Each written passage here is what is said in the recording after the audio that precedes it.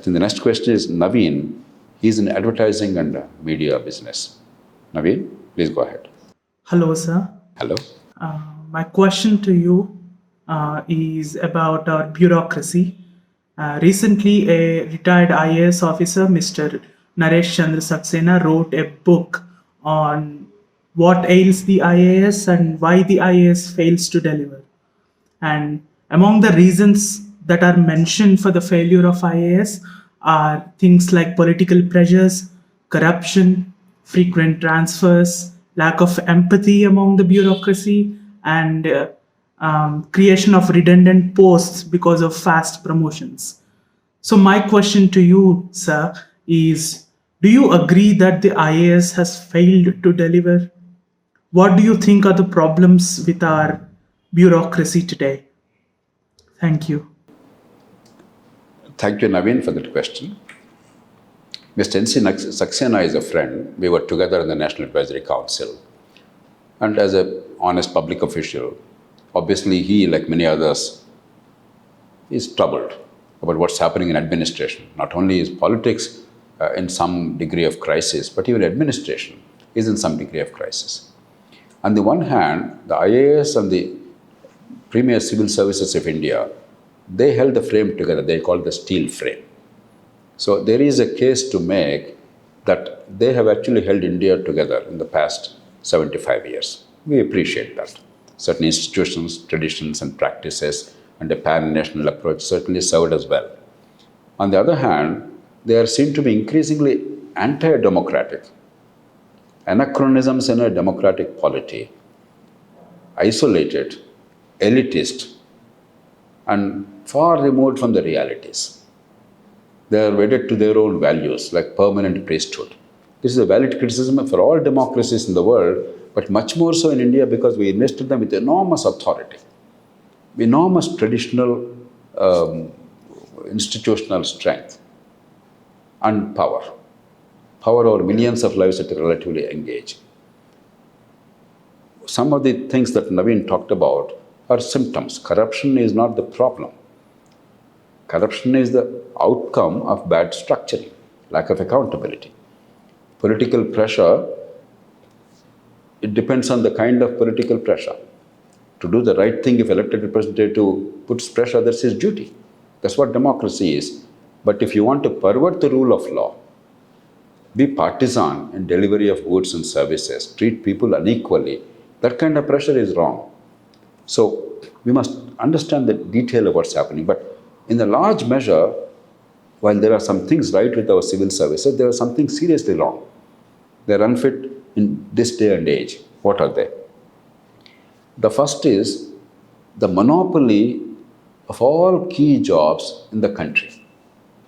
In the so-called cadre rules, we created a situation where once you enter the IAS and senior bureaucracy, almost every key position is only reserved for you. It's almost like a caste system. It is the point of entry determining your subsequent career, not what you actually accomplish subsequently. There's no competition for the key positions in the country. You get it as a monopoly. The second problem is generalization. A notion like in the olden days, philosopher king days, you can hold any job with a bit of common sense and glib talk.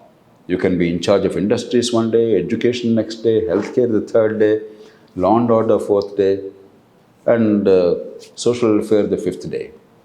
This simply is not on. In modern world, very high degree of understanding, domain expertise and specialization, and a deep, insightful understanding of the global developments in that sector are very critical in order to govern a country of 1.4 billion people well, in order to provide them value for the money, provide them honest and competent services. We never recognize the importance of specialization and domain expertise. The third is the system generally, not only the senior bureaucracy, but across the whole spectrum, bureaucracy is rarely held to account. In a country where there's ubiquitous corruption and incompetence and abuse of authority, we all know, we all face it every day. I'm not talking of only the civil services, I'm talking of the low end of the spectrum, the clerks and the many other large body of bureaucracy. hardly any disciplinary action is taken, hardly anybody is removed from service. On the one hand, almost everybody has an experience in dealing with government offices where there is corruption, arrogance, insensitivity, delay, inefficiency, abuse of power, all kinds of things. On the other hand, almost nobody seems to pay a price for that. Unaccountability, lifelong tenure. We must address all these. And they can be easily addressed. No country on earth outside the Indian subcontinent has these features. Britain, which created bureaucracy in India, doesn't have this kind of bureaucracy. They're highly specialized, highly accountable, and there is no monopoly of all the key jobs. They keep on getting people from all kinds of walks of life, from the armed forces, from the market, from the private sector, from the academia. Whereas in India, there's fierce resistance to that. So we have to change these incentive structure and ensure accountability. Once you do that, once you design institutions properly, they deliver very well.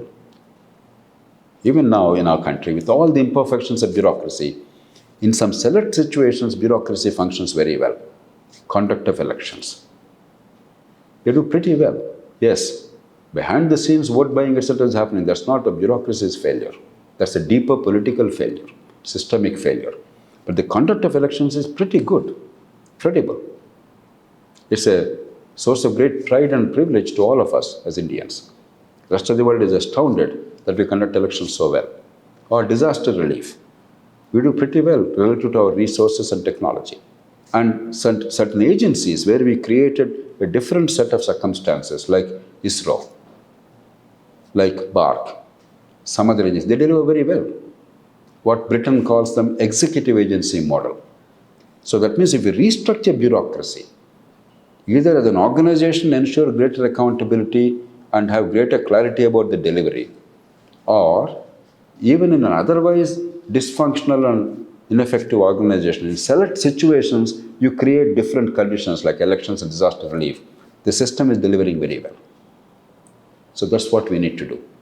Why and how we are able to deliver in certain situations or in certain organizations. Why we are not delivering elsewhere. And how other countries are delivering, because bureaucracy everywhere in the world behaves the same way. It becomes wedded to its own values. It forgets the outcome and the purpose.